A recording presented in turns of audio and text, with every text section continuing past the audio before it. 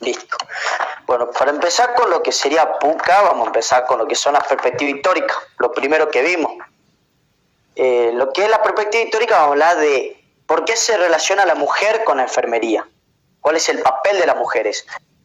Y obviamente se determina que es un papel muy importante porque tradicionalmente la mujer siempre fue la ama de casa, la esposa, la madre, las hermanas, eran aquellas que se encargaban del cuidado y la atención de los otros miembros de la familia, pero también acordémonos que se encargaba de la alimentación, de la limpieza del hogar, de la limpieza de la ropa, de coser la ropa si se rompía. Entonces, tradicionalmente se vincula a la mujer en el papel de la enfermería, y por eso normalmente se habla más de enfermera que de enfermero. También tenemos que hablar de el papel importante que tuvo tanto la religión como la guerra dentro de la enfermería. Acordémonos, la religión le dio mucho aporte en el ámbito del estudio a la enfermería, y también unos cuantos avances. Acordémonos que en la época antigua, en la Edad Media, en las iglesias trabajaban las mujeres cuidando a las personas enfermas, y los hombres, que se les llamaba caballeros, ellos trabajaban cuidando e intentando curar a las personas que tenían lepra en ese momento, ¿no? No me acuerdo, ¿alguno se acuerda el nombre de los caballeros? ¿Cómo eran? Los caballeros de... Ay, no me acuerdo el nombre. ¿Eran de San José o de San Juan? No.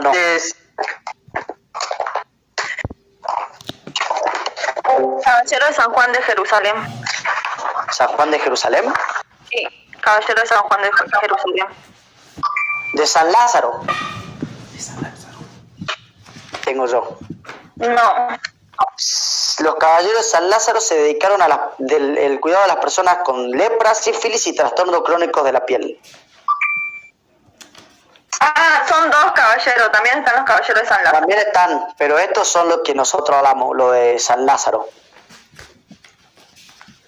Obviamente... ¿Y los otros caballeros de qué? No me acuerdo, no los encuentro acá. Están remarcados, los de San Lázaro están remarcados, pero... Sí. Obviamente, esto no se pide de memoria. Ustedes tienen que hablar del contexto, o sea, tienen que hablar por qué fue buena la religión en la historia, ¿me entienden? ¿Por qué tiene una perspectiva histórica tan importante? Así como dijimos, esto a las mujeres, la religión le dio el estudio, le dio una base a la enfermería en el tema de los cuidados, y le dio su zona, su importancia, ¿no? Al mismo tiempo que la guerra. La guerra, acordémonos que le dio un avance tecnológico muy grande y mucho método científico, le dio mucha investigación. ¿Entienden? Entonces, para reducirlo, podemos decir que la religión tuvo también una gran ayuda económica y en formación de la enfermería, ¿no? Y la guerra dio una gran ayuda en práctica y en investigación, llevando a lo que es ahora mismo la enfermería contemporánea. ¿Por qué? Porque actualmente la enfermería contemporánea se basa en la formación de nuevos profesionales, que esto lo empezó la Iglesia, la religión, y en la práctica e investigación continua, que esto empezó en la guerra. Y entonces, si hablamos de que empezó en la guerra, la práctica e investigación continua, ¿de qué enfermera importante estamos hablando? No se peleen por responder, ¿no? ¿Qué? ¿Cómo dijiste? Que si estamos hablando que la guerra fue, en su perspectiva histórica, muy importante tanto en la práctica como en la investigación, en la formación de teorías, ¿quién fue una precursora, una de las enfermeras importantes históricamente, dentro de este ámbito de la guerra? Florence Nightingale. Florence Nightingale, perfecto. ¿Por qué? Porque ella ayudó a reducir con las 14 necesidades la muerte. Ahí ya estamos mal. Ahí ya ¿No es la que relacionó al paciente en su entorno? ¿La tienda de campaña que quiso poner? Perfecto, fue por lo que dijo Agustín, el paciente y su entorno. Florence Nightingale, acordémonos, ella entra en la guerra de Crimea y ella forma la teoría o también dicha por ella misma, la teoría ambiental. Las 14 necesidades básicas son de Virginia Henderson. Ah, de la otra culia. Entonces, Florence Nightingale, en la guerra de Crimea, ella crea la teoría ambiental. En esto ella dice que para tratar al paciente en las zonas de campaña, en las carpas, como decía Ricardo, no era solo un tema de tratarlo lo más rápido posible, porque por esto había tantas muertes. Las heridas las saturaban mal, las condiciones eran malas, se infectaban, seguían enfermos, y esto hacía que muchos soldados cayeran solo por el simple hecho de no haber sido bien tratados. Lo que ella hizo fue estas tiendas mejorarlas, dándole más aire, porque dándole zonas un poco más abiertas, dándole iluminación para que la persona tomara sol, pudiera tener vitamina D, al mismo tiempo limpiando el agua, desinfectando bien las heridas, haciendo que todo sea un poco más limpio, como desinfectando la zona, limpiando la zona donde se realizaban los lugares, desinfectando los instrumentos también, diciendo esto hay que desinfectarlo, intentar esterilizarlo, porque esos eran métodos que ella investigaba, que en esa época ya se investigaba y se veía que era lo mejor para que se pueda curar al soldado. De esta manera, con la teoría ambiental, ella llevó esta teoría a los hospitales, haciendo que la reducción de muerte sea gigante. ¿Alguien se acuerda cuánto fue la reducción? Era de un 99%. A ver, al que le pega le mando 100 pesos. Ya van a darle. Fue bueno, me compro con eso. Bueno, me compro.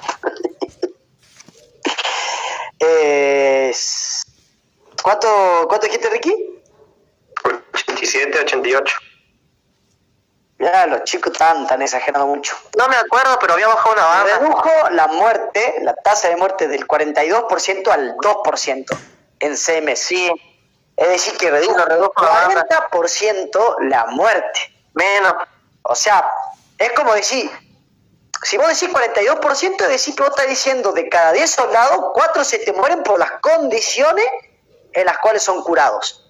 Ella redujo que de cada 10 soldados se te muera 1 por condiciones. Y 1 rara vez porque es un 2% de posibilidad de que se te muera. Sí. Entonces, acá estamos diciendo de por qué fue tan importante la guerra, ¿no? ¿Por qué fue tan importante la práctica y la investigación en la guerra? También pasamos a esta perspectiva histórica de las grandes enfermeras que hubo, ¿no? Porque hubo varias. No nos vamos a centrar en esto porque el profe tampoco lo va a tomar tanto, pero tenemos a varias, como Dorothea Dix, como Richards, como Henderson, como Wall. Son muchas enfermeras, digamos, las cuales hicieron un montón de cosas y hicieron un montón de luchas, y hasta hay enfermeros hombres que también tuvieron su pelea, ¿no? Nos acordemos de todo eso.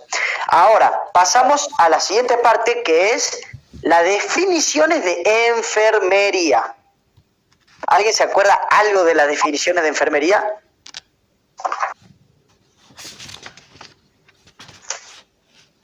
La de Nightingale y la de Virginia Henderson, ¿esa?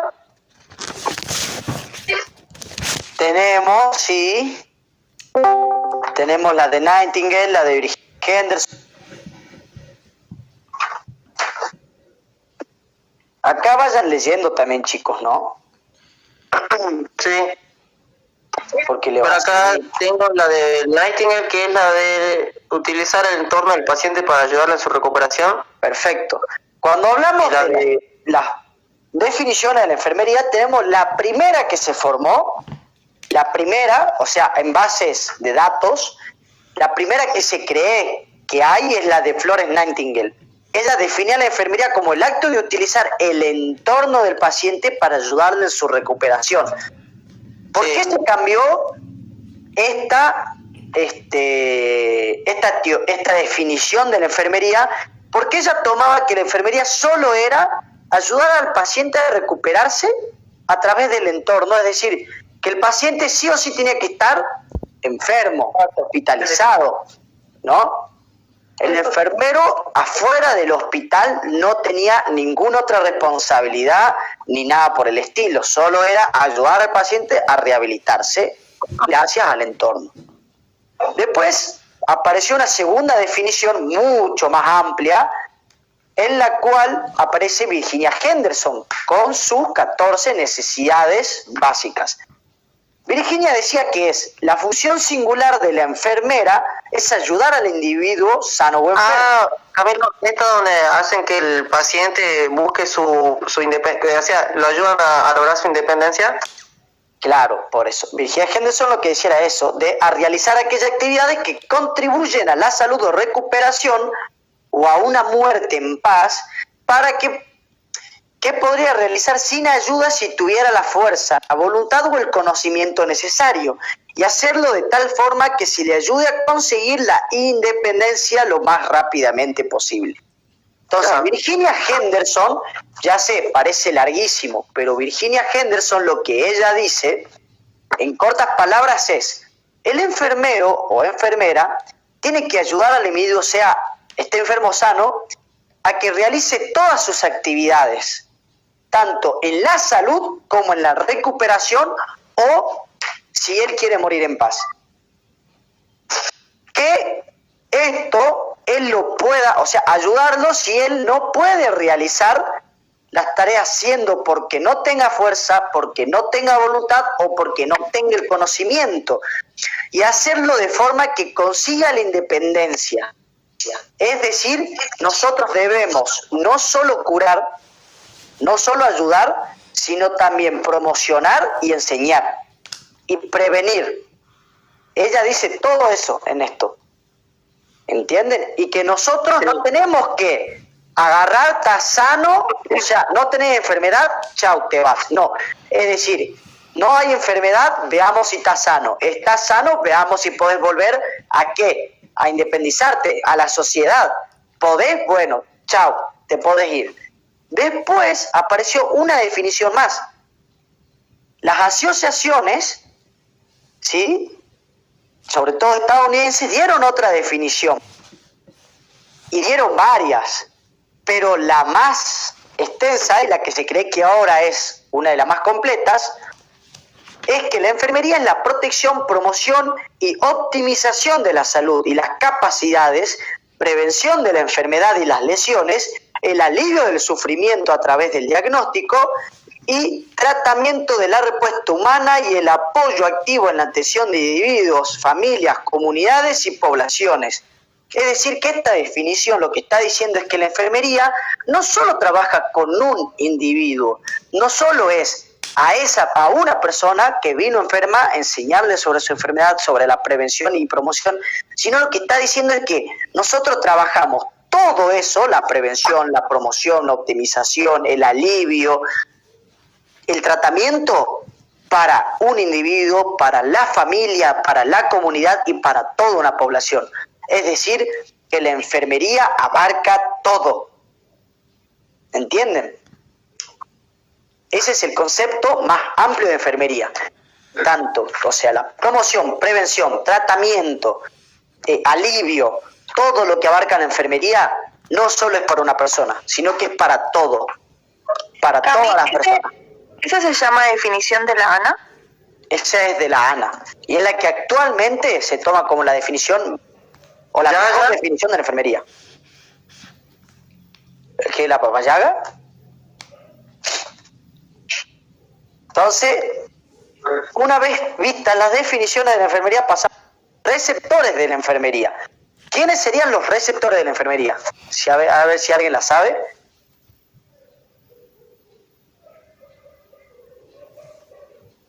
Sujeto de atención. Perfecto. ¿Algún otro nombre con el que se le pueda dar? Se le puede decir consumidor, paciente y cliente, pero el profe dijo que pongamos sujeto de atención. Y otra forma dijo más el profe también que se le puede decir. ¿Cómo? Podemos decirle paciente, clientes, consumidores, sujeto de atención. Algunas personas o algunos autores lo van a definir como individuo, pero hay una palabra que es muy importante y que no la usa casi ningún autor, que el profesor la dijo también. Sujeto de paciente es buena, pero hay una palabra, porque a veces no es un sujeto de atención, es persona.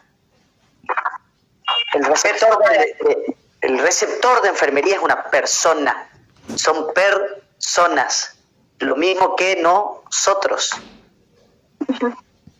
Acordémonos lo que dice la definición anterior de enfermería, que abarca todo. Entonces, sabiendo todas estas formas de llamar a alguien que quiere ser o necesita la ayuda del enfermero, consumidor, paciente, cliente, sujeto de atención, individuo, persona. A esto ahora pasamos al ámbito de la enfermería. ¿Qué es el ámbito? O sea, ¿qué nos referimos como ámbito de la enfermería? Promoción, prevención, recuperación, cuidado de los enfermos terminales. Claro, ¿y a quién? Hay 3 tipos de pacientes o 3 tipos de sujetos de atención. Pero, ¿quiénes serían estos 3 tipos? Familias. Que dispensan de los cuidados. Eso sí. Recién hablábamos de las definiciones. Individuos, familias y comunidades. Ese es. El individuo, la familia y la comunidad. Son los 3 tipos de pacientes. El individuo, porque como individuo atendemos a personas individualmente. Las familias, porque también salimos afuera y trabajamos con las familias, trabajamos con ellos recogiendo datos, dando promoción, ayudándoles a prevenir ciertas enfermedades. Y también tenemos a las comunidades. Es muy importante recalcar las comunidades, sobre todo en la provincia en la cual vivimos. Muchas veces sabemos que mandan a muchos enfermeros y les puede tocar a cualquiera. Vayan con las comunidades aborígenes. Aprendan de las comunidades, sepan comunicarse con las comunidades y sepan atender a las comunidades. Cami, ahí lo podemos resaltar los pueblos originarios, ¿puede ser? Por eso, exacto, perfecto. Cuando hablamos de comunidades, no solo hablamos de nuestra comunidad, de decir, bueno, barrio Cuyaya, barrio Alto Comedero, Palpalá. A cualquiera le puede tocar ir, anda por Purmamarca. Y hay una comunidad, un pueblo de origen, el cual necesita atención. Están pasando por un mal momento, por una enfermedad, pero no podemos ir e inculcarle, usar barbijo, ponete una vacuna, porque puede ser que su culturalmente no lo acepten.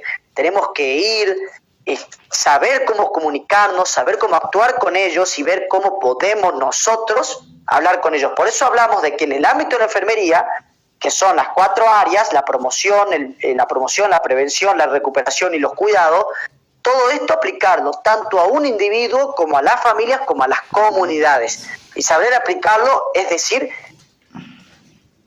ante cualquiera.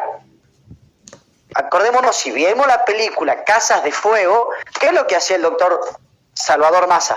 ¿Alguno me puede decir qué es lo que él hacía para que los chicos acepten que él los revise? Le daba chocolates. Perfecto. Él lo que hacía era darles Buscaba una chocolates. estrategia para que los chicos accedan. Él sabía que no era como en Buenos Aires, que él podía agarrar y decir, a ver chicos, vengan, les voy a explicar y conseguir gente. Él, a los chicos que él sabía que podía obtener datos, investigar, les daba chocolates. Decía, yo le doy un chocolate a aquel que tanto, y les daba chocolate. Eso es saber comunicarse y es saber cómo actuar ante las comunidades. Una buena estrategia. Porque si no, vos le decías a un chico del norte que vive en el campo, que es de un pueblo de origen, vení, te voy a hacer un estudio, lo hace cagar de miedo, no entiende nada. Después pasamos de acá a lo que son los roles y funciones de la enfermería. ¿Cuál es la diferencia entre rol? ¿Cuál es la diferencia entre función? Primero que nada. El rol cuando presentan cuidado a los pacientes. ¿Seguro?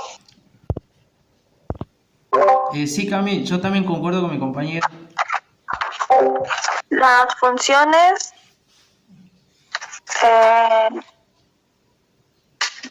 bueno, es casi parecido, ¿no? Cuidador, comunicador, profesor, defensor del paciente, asesor. Asesor, agente de cambio, líder, gestor de caso, consumidor de investigación, especialidad. Es importante. Acordémonos, roles eran varios. Funciones eran pocas. 4. Funciones son 4. ¿Cuáles son las funciones? Investiga, administrativa, docente y Vas re asistencial. bien. ¿Y qué? Asistencial. Perfecto. Entonces decimos administrativa, docente, asistencial y la cuarta.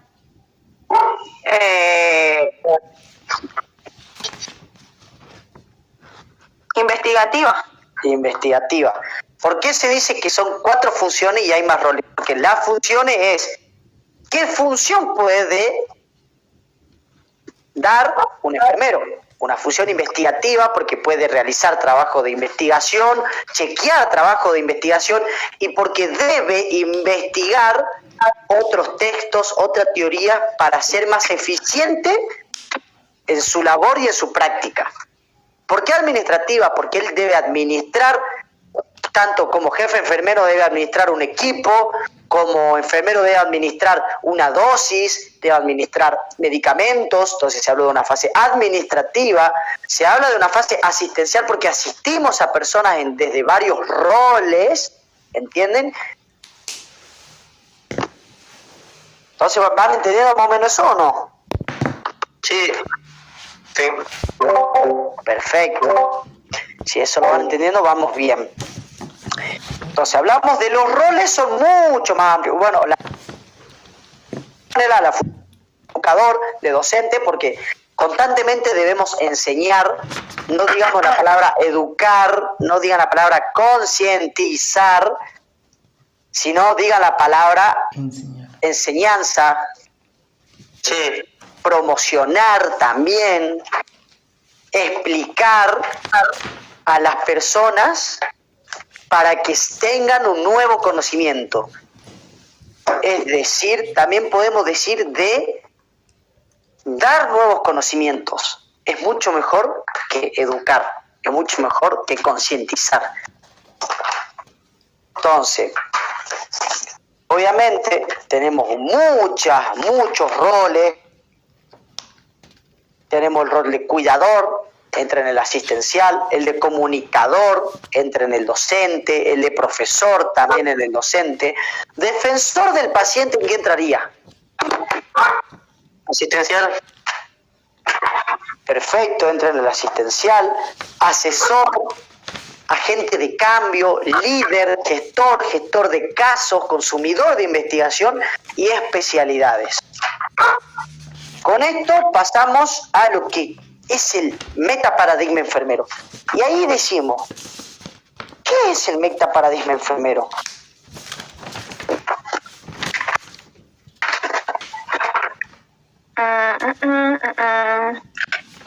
Persona, entorno, salud y enfermería. ¿Cómo? Persona, entorno, salud y enfermería. ¿Y a qué nos referimos con eso? ¿Cómo? ¿A qué se refiere con eso? O sea, yo digo, ¿cuál es el metaparadigma enfermero? Persona, entorno, salud y enfermería. Bien, pero ¿a qué te referís O con sea, persona, entorno, enfermería? que en esos 4 conceptos los Centrales, trabajas en digamos. enfermería. Perfecto. Es el metaparadigma enfermero de la enfermería, porque son 4 conceptos que colectivamente se refieren a esto, al metaparadigma. Y estos 4 conceptos son centrales. Es decir, paciente o persona es el receptor de los cuidados, ¿entienden? O Sí. si lo quieren ampliar, receptor de los cuidados, promoción, prevención, pero quédense con ese, el receptor de los cuidados.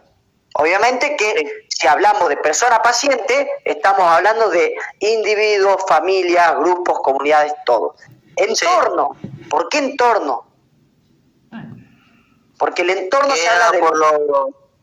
¿De qué? Sí, lo tenés. ¿Cómo mierda era? Era igual que lo de Nightingale, ¿que no? Más o menos, sí, pero va un poquito más lejos que Nightingale. Porque Nightingale habla de lo ambiental. Ella habla de Claro. que está limpio, de la luz, pero esto va No, un sí, poquito sí. más. Esto va un poquitito más allá. Condiciones posibles que afectan al paciente y donde se presenta donde se presta el cuidado. No me lo diga de memoria, lo quiero que me sepas decir con tus palabras. ¿A qué se refiere con el entorno? No es al... O sea, no sé cómo mierda explicarlo. En donde está el paciente, o sea, donde está el paciente. No, no es donde está el paciente No. nada más. Tanto donde Cami, es lo que lo rodea, digamos, ya sea el paciente, ya sea Pero la familiares, que viene- amigos, esas cosas, ¿puede ser? Eso, digamos. se habla del entorno Sí. tanto interna como externamente. Hablamos de tanto en presencia física y como todo aquello que lo rodea. Estamos hablando de trabajo, de amigos, de familia, de relación amorosa, de no sé, la cancha de fútbol. Todo lo que lo rodea es el entorno del paciente. Sí. Y ahí se divide en dos, exterior e interior. Claro, perfecto. Salud. Cami, ¿A pará, qué pará, habla pará. de salud? Cuando hablamos ¿Qué? de interior, como dijo la Ro, interior y exterior,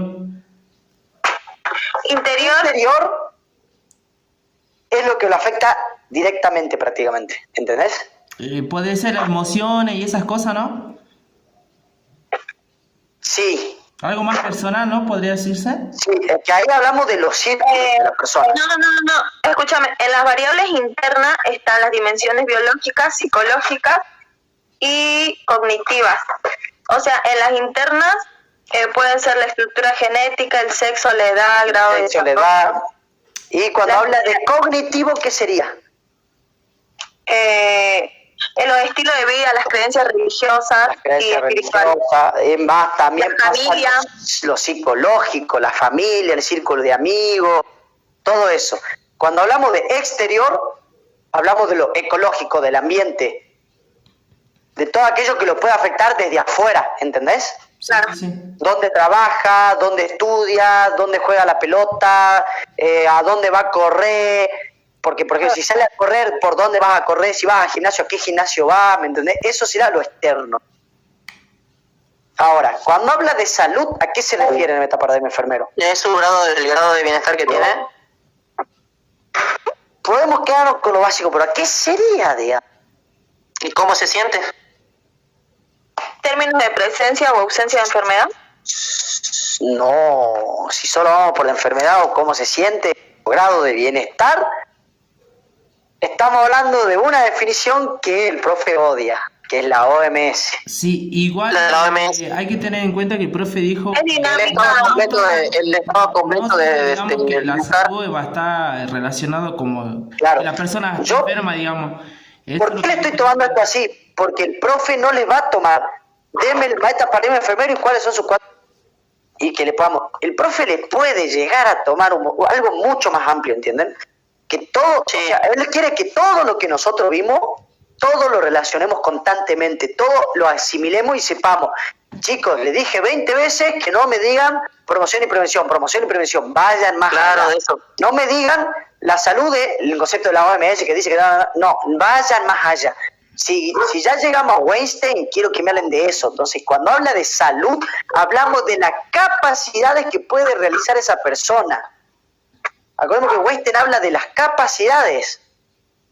Sí, exacto. ¿Por qué? Porque la salud no es solo la ausencia de enfermedad y no es solo que la persona se sienta bien consigo misma, sino que se intenta que la persona tenga un grado de salud óptimo para que pueda desarrollar todas sus tareas con total normalidad. Es decir, que psicológicamente se habla de que esté estable, de que la persona tenga ausencia de enfermedad, de que sus aptitudes físicas sean normales y ya económicamente y socialmente la persona se autoperciba apta, porque nosotros no podemos decir que esa persona económicamente esté bien o mal porque no sabemos eso, y que socialmente esa persona tenga, porque es como decimos, nosotros ¿qué intentamos? Que la persona se reintegre a la sociedad, pero en una de esas, la sociedad para él son sus amigos, no su familia. La sociedad para él es su novia, no sus amigos.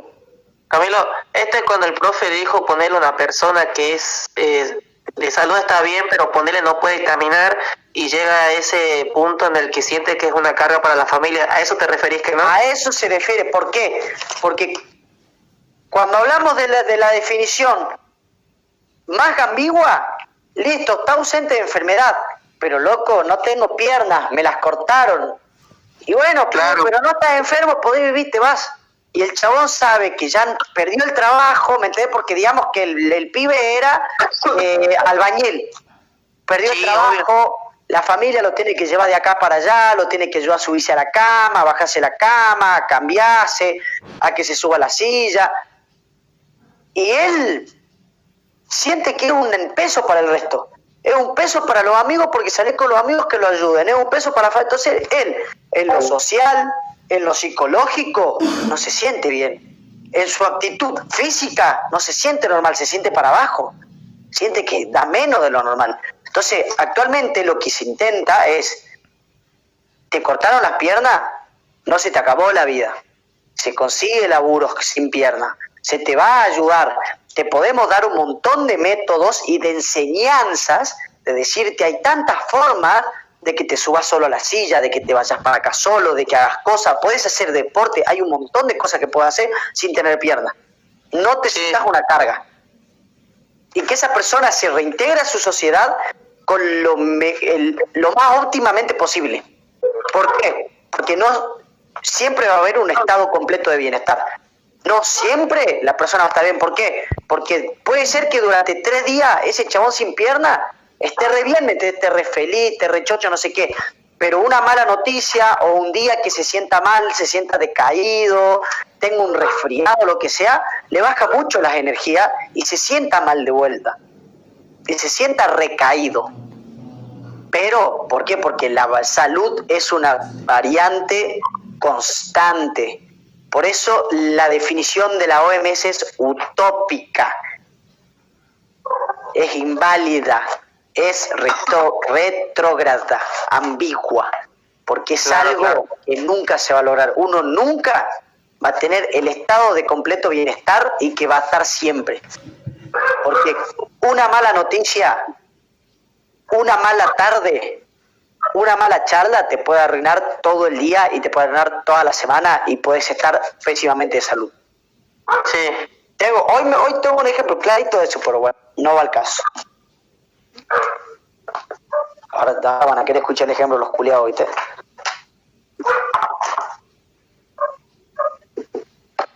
Entonces, ya hablamos de entorno, ya hablamos de paciente o persona, ya hablamos de salud. Vamos a enfermería. Cuando hablamos de enfermería, ¿qué sería? Son nuestras acciones, Atributos, características y acciones que toma el profesional. Perfecto.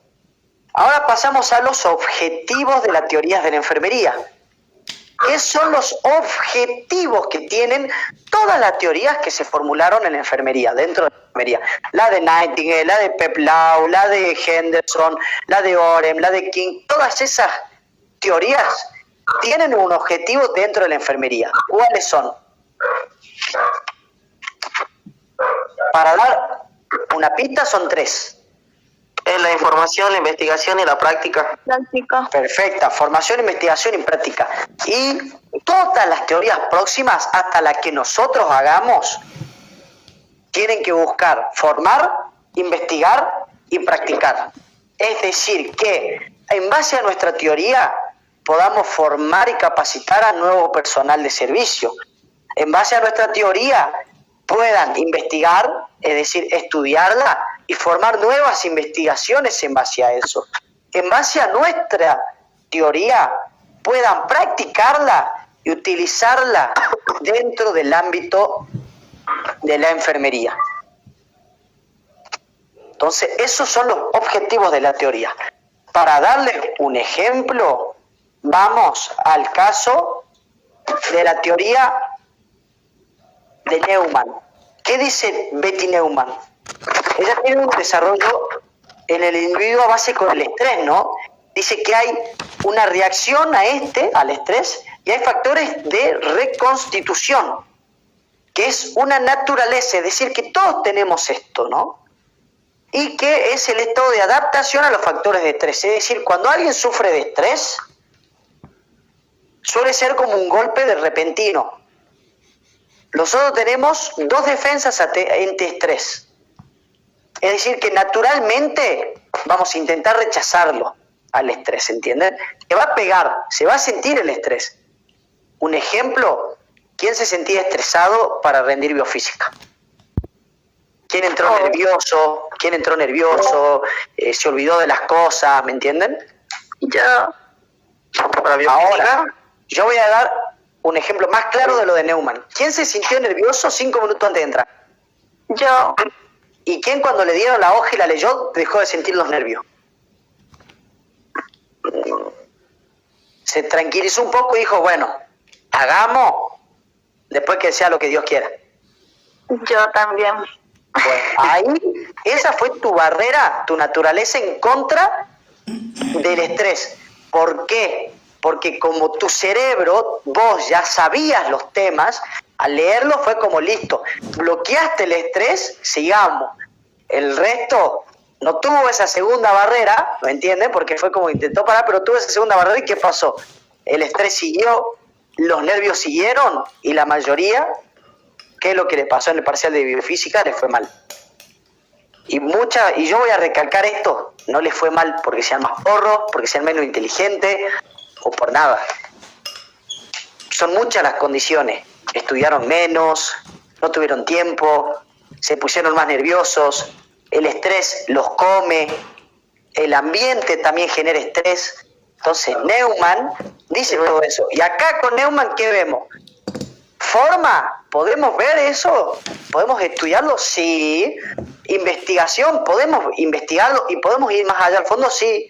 Yo puedo investigarlo con el curso rindiendo biofísica. Y puedo hacer que esta misma teoría, llevarla más allá, intentar ver si hay nuevos aspectos, nuevas formas de estudiar el estrés también. ¿Puedo aplicarlo en la práctica? Puedo aplicarlo en la práctica. Puedo reconocer los niveles de estrés de una persona, puedo ver si una persona es capaz de bloquear el estrés naturalmente o no lo es. Puede que una persona no sea capaz de bloquear el estrés naturalmente y necesite una ayuda para poder bloquear ese estrés. ¿Entienden? Entonces, a eso vamos con el tema de las teorías de estos modelos. Vamos a uno más, así tienen un poco más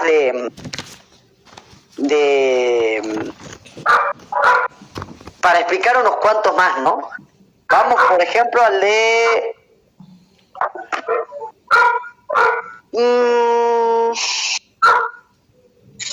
Vamos al modelo de adaptación de Roy. La hermana Calista Roy, ella era, obviamente, monja. ¿Y qué dice Calista Roy? Ella dice que define adaptación como proceso y resultado por el cual la persona pensante y sensible usa la conciencia y la voluntad para crear una integración humana y ambiental. ¿Entienden lo que dice esto o no? No, de ejemplo, no. El que quiera poner esto así de memoria, primero que el profe lo aplaza porque no me está explicando la teoría. Dice, el proceso y el resultado por el cual la persona pensante y sensible, escuchen bien, la persona pensante y sensible, usa la conciencia y voluntad para crear una integración humana y ambiental.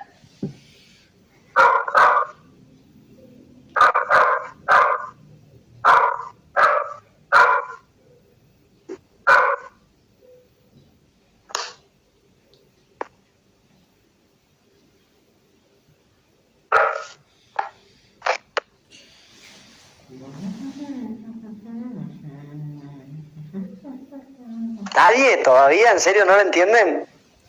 La persona. Lo puse en el chisme que me acaban de tirar y ustedes todavía ninguno dijo nada. Es por Hola. Es potenciar los procesos vitales a través de la adaptación en 4 modelos adaptativos, lo que yo tengo. Sí, pero lo que dice, o sea, Calista Roy definía todo lo que decía. Ahora, ¿Cómo? hay 4 modelos adaptativos, sí, perfecto. Los 4 modelos hablan del proceso, ¿me entendés? Y el resultado, por eso 4 modelos con un proceso y un resultado, en la cual la persona pensante y sensible, una persona que piensa y es sensible a muchos factores, ¿me entendés? Usa la conciencia, es decir, es un ser consciente, y ¿qué más? La voluntad, es decir, la propia voluntad, ¿me entendés? Lo que yo creo que puedo hacer, eso es la voluntad. ¿Para qué? Para crear una integración humana y ambiental. Es decir, que a través de 4 modelos adaptativos, más fácil, a través de un proceso en el cual esta persona que es pensante y sensible va a poder a través de la misma voluntad y la conciencia, es decir, ser consciente de lo que puedo hacer, ¿me entendés? Porque yo puedo decir, yo tengo la voluntad de ir y cagarme a piñas con 50 locos porque le quieren pegar a mi amigo. Pero si yo tengo conciencia, yo no me voy a cagar con 50 porque me van a hacer recagar 50. Ahora, la voluntad la tengo y la conciencia de ser inteligente y decir, no me voy a cagar a piñas, por más que tengo la voluntad, no lo voy a hacer. Esto es lo mismo. El ser pensante y sensible es capaz de ser consciente y tener la voluntad de tener para crear una integración humana y ambiental, es decir, para ser íntegro humanamente y ambientalmente con el ambiente, para poder crear y decir, yo quiero salir de la enfermedad, ¿entienden? Porque ¿qué pasa si yo me enfermo, estoy tirado en cama y yo mismo me digo, no,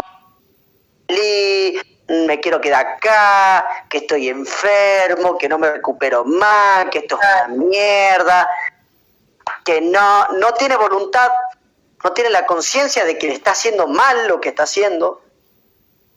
Es un ser pensante y sensible, sí, porque todo el tiempo piensa que esto le está haciendo mal y está sensible ante una situación que le está pasando. Por lo cual no crea una integración entre su cuerpo, entre su propia persona humana y el ambiente que lo rodea. Y una persona, cuando uno de ustedes entra a un lugar y ve a esa persona deprimida, mal, enferma, ¿qué le da? ¿Qué sensación te da ambientalmente cuando entras y una persona está así? Y es una sensación de preocupado, qué sé yo, depende, digamos, de la situación. Te da la sensación de loco. No quieres vivir. ¿Por qué? ¿Qué dijo el profe? ¿Se acuerdan? Cuando vos tenés que laburar todo el día y llegaste y... ¿Qué pasa? ¿Qué sensación te da? ¿Te da paja lavar los platos o no? Decís, ¡ay, qué pocas ganas que tengo de lavar los platos! Pues estoy cansado, mejor me voy a dormir, después los... Ahora, si antes de irte te tomaste la molestia de lavar los platos, llegaste a tu casa remil cansado después de laburar como un liado, pero ves los platos limpios y sabes que no tenés que lavar los platos, qué linda sensación, ¿o no? Ambientalmente es como listo, están los platos limpios, no tengo que hacer nada. Ya está. Esto es lo mismo. Si yo sé que tengo un amigo enfermo y lo voy a visitar y veo que el chabón está un poco más corriendo, y vos, pero para, chabón, estaba enfermo, no, que yo ya estoy de 10, yo ya me quiero ir a la mierda, quiero volver, quiero chutear, te da esa sensación de, listo, vamos, vamos a correr, vamos a chutear. Él te da esa sensación, ambientalmente y humanamente te da esa sensación, ese ánimo, esa energía. Pero si vos entrás y lo veas loco tirado en cama, diciéndote que no quiere salir, que se siente mal, que está deprimido, ¿entendés? Que no quiere hacer nada, que la enfermedad lo está haciendo mierda, él no tiene la voluntad, ¿me entendés?, para salir de ahí. Y hace que su ambiente se integre a su persona, a su pensamiento, a su voluntad. Él crea esa persona, él crea ese ambiente a través de esa voluntad, haciendo que alrededor de él se cree eso, ¿entienden? esa mala gana, esa poca actitud de no querer salir, de no querer salir de esa enfermedad, de ese lugar en el que se encuentra. Es como decir, la persona se deja, digamos, no se preocupa por sí mismo y también... Por eso lo que dice Calista Roy, ella dice que si la persona no tiene esa voluntad, o sea, no es consciente y no tiene esa voluntad para crear a esa persona y a ese ambiente con una energía que vos digas, loco, el con le chupa un huevo haber tenido COVID. Él quiere jugar un partido de fútbol, ¿me entendés? ¿Por qué es lo que pasa? Yo le voy a dar ejemplo de la vida real. Yo tuve COVID y yo agarré, pasó una semana, literalmente una sola semana, me dijeron, listo, te podés ir, caía sábado. Me fui y me fue a chutear, después de tener COVID. Que tuve 2 días para el orto, tuve re mal, yo me fui a chutear igual. No me daban los pulmones, pero yo dije, esto no es nada. En 2 semanas tengo los pulmones bien. Ahora corro con toda la tranquilidad del mundo. Me cuesta un poco más que antes, pero sí, corro con toda la tranquilidad del mundo, no me canso. Mientras que hay personas que yo conozco que no, después del COVID quedé mal, por lo menos, respiro un poco peor, cualquier enfermedad me hace mierda. ¿Entienden ahí lo que es la voluntad? Cuando uno tiene la voluntad y crea ese ambiente de decir, me chupo un huevo lo que me pasó, yo voy a hacer mi vida como era, pasa eso de, es más fácil curarse y repeler la enfermedad.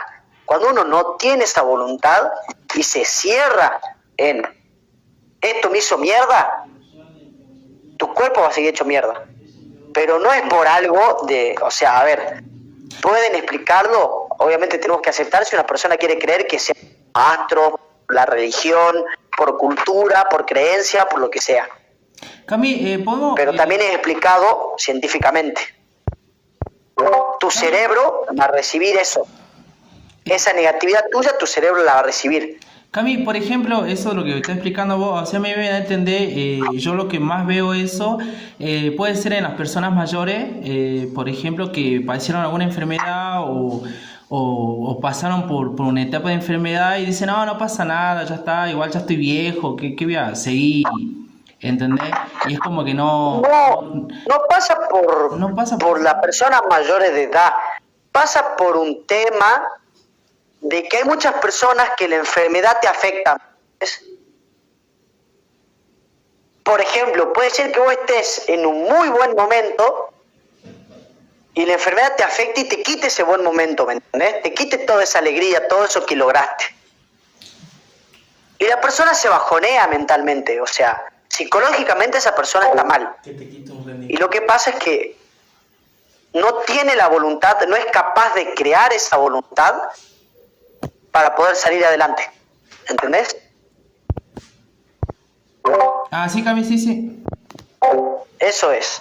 Obviamente, pégale una leída a las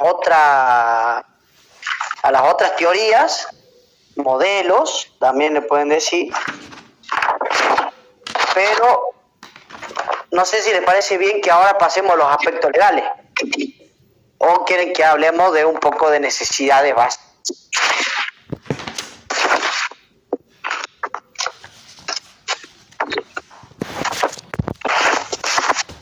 ¿Qué prefieren? Necesidades, vamos por orden. Vamos por necesidades, entonces. ¿Dónde? ¿Qué es esto? Ah, acá lo tengo, bueno. Vamos a diagnóstico por imagen. Diagnóstico por imagen, biofísica. Diagnóstico enfermero, necesidades. ¿Cómo se ve? Sí, estoy en biofísica. ¿Cómo se hace el diagnóstico enfermero? ¿De qué depende el diagnóstico enfermero? Principalmente, ¿no? Obviamente. Sí, pero ¿de qué depende? O sea, ¿qué tiene que haber para que yo pueda realizar un diagnóstico? Un problema, una fuente de dificultad, síntomas, manifestaciones. Ninguno me está diciendo la palabra clave. Signos, etiología. No. ¿Qué cosa? ¿Alimentación? No. Ah, Sujeto atencional. No, no. Una sola palabra clave es. Una sola. Persona. Problema. No, no. Factores. No. Dependencia, independencia. Necesidades. ¿Qué mierda quieres que te diga, Camilo? Decirlo, ya me tenés. Tanto cuesta, si hablamos de necesidad, de decir dependencia. Ah, dependencia. Pero ¿y si dije por problema de dependencia? ¿O no lo dije? Pero problema de dependencia, estoy diciendo palabra clave, no oración clave. No es problema de dependencia, porque yo puedo tener... No, el problema es la dependencia. No, es que no es el Que problema sería- la Que dependencia. sería...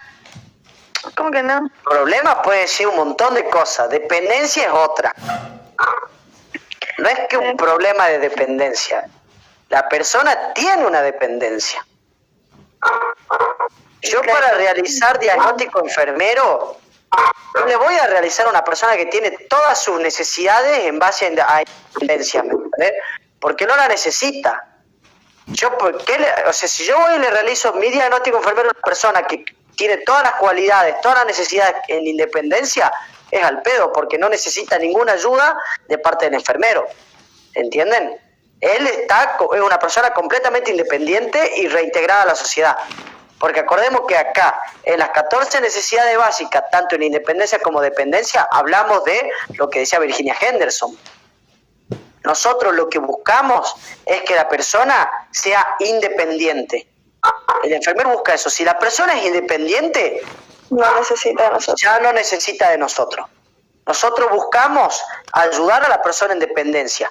Obviamente, damos promoción y prevención, sí, pero vos no le vas a dar diagnóstico enfermero a una persona que esté en independencia. Vos le vas a dar promoción y prevención y protección específica en una de esas. Pero el diagnóstico enfermero va a ir por el lado de la dependencia, que la persona perdió su independencia. Para esto, que a muchísimos les costó decirme qué es la independencia y qué es la dependencia. ¿Qué es la independencia? La independencia. La capacidad de realizar Que no depende de nadie, me dice Julio. las capacidades normalmente, o sea, no tiene problemas, es una persona sana, independiente, que puede hacer las cosas por sí sola. Me gustó más lo último que todo el resto. Sí.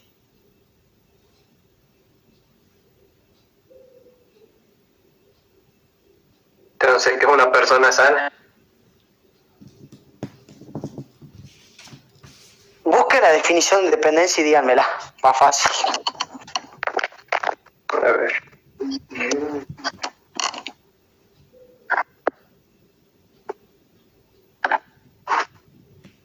¿No es una persona capaz de cumplir distintas actividades? O sea, ¿eso es la independencia? No. Yo puedo cumplir distintas actividades, pero ser dependiente. Yo soy dependiente de mi mamá.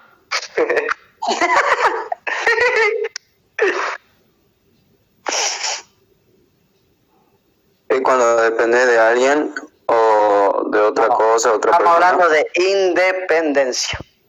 Dijiste que buscaba la definición de dependencia. ¿Cómo? ¿Qué están buscando? Dependencia, te escuché, pana. Independencia, definición.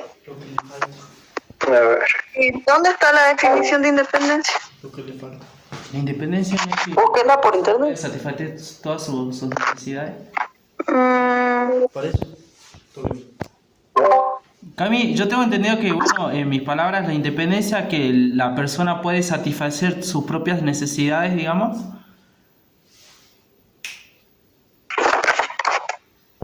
Me gusta, por dónde vas la idea, me gusta. Va por ahí, va por ahí. Gracias. Independiente. Porque le hace falta, por eso independencia le hace falta. Independencia no es que las personas pueden hacer, o sea, desarrollar las 4 necesidades sin depender de nadie, o sea, sí, normal. Pará, lo estamos yendo a la mierda. Si buscas la definición de independencia. Ay, no quiero ya buscar. A ver, Formación del Satisfacción resto de- de tu país. No, bueno, para esto digo, no. Satisfacción o Libertad especialmente, es la libertad, es la persona completamente libre. O sea, la persona no depende de nada, ¿entienden? Es completamente libre. Todo lo que pasa por la... Ay, Dios. Todo lo que pasa por la persona es por él. Si está mal es por él. Si está bien es por él. Entonces, dentro de Virginia Henderson, la persona es independiente, como dijo Tilling, la persona es independiente cuando es capaz de todas las necesidades de las que tiene, puede cubrirlas por sí sola. No necesita a nadie o a algo que lo ayude a realizar esa necesidad o a satisfacer esa necesidad, es la palabra correcta. No necesita nada para satisfacer esa necesidad, puede hacerlo por sí solo. ¿Entienden? Por ejemplo, si yo les digo a ustedes, ¿son una persona completamente independiente? Sí, yo sí. ¿Psicológicamente también?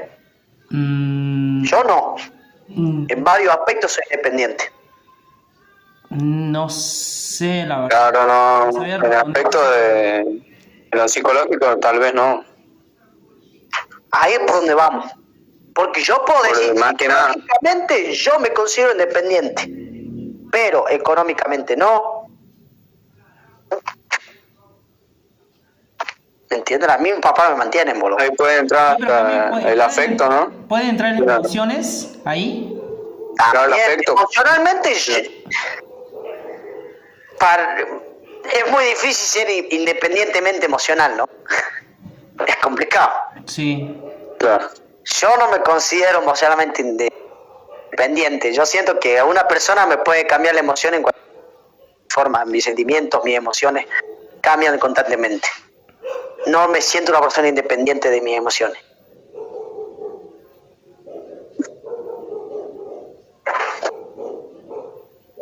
Ah, me voy a sentar un rato. Me duele la rodilla ya.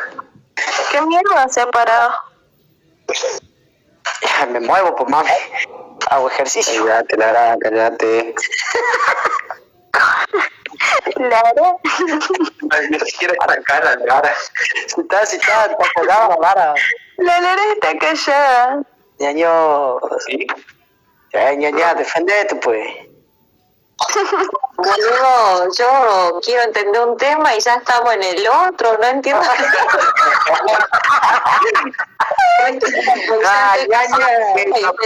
No, Lara, tenés que ir anotando bien. Ñaña, estamos yendo despacito encima. Y eso que diagnóstico enfermero lo entendiste. No, eso sí entendí. A ver, voy a abrir el PDF de necesidades y vamos a empezar a realizar diagnóstico. Mañana el programa de diagnóstico enfermero. ¿Quién está listo? ¿Quién es el primero que me quiere dar un diagnóstico enfermero? No, gracias. Bueno, entonces vamos empezando. Yo voy a ir eligiendo al azar, pero primero quiero que me digan qué es lo principal para el diagnóstico enfermero. Ya hablamos de la dependencia. ¿Qué va? ¿Cuál es el sistema básico para realizar el diagnóstico enfermero? Fuente de dificultad. No, lo dijiste al principio. Estabas bien ahí al principio. Ah, El sujeto. No, Sujeto de atención. es una palabrita. problema. Bien, pero la palabrita entera, ¿cómo se llama? ¿Ves? Perfecto. ¿Y qué es? ¿Problema? ¿Qué más? Etiología, signos y síntomas. Etiología O fuente de dificultad. y signos, que entonces bien, la etiología es la fuente de dificultad, y los signos y síntomas, ¿no? Las Que manifestaciones. serían las manifestaciones, perfecto. Entonces, ¿cómo se realiza el diagnóstico? ¿Qué es lo que va primero? Es la dependencia. Que sería la... El problema. Perfecto. Ahora, si tenemos el problema, ¿qué es lo que sigue? Relacionado a Relacionado a, que sería relacionado a ¿qué? La fuente de dificultad. Perfecto. ¿Cuál es la fuente de dificultad?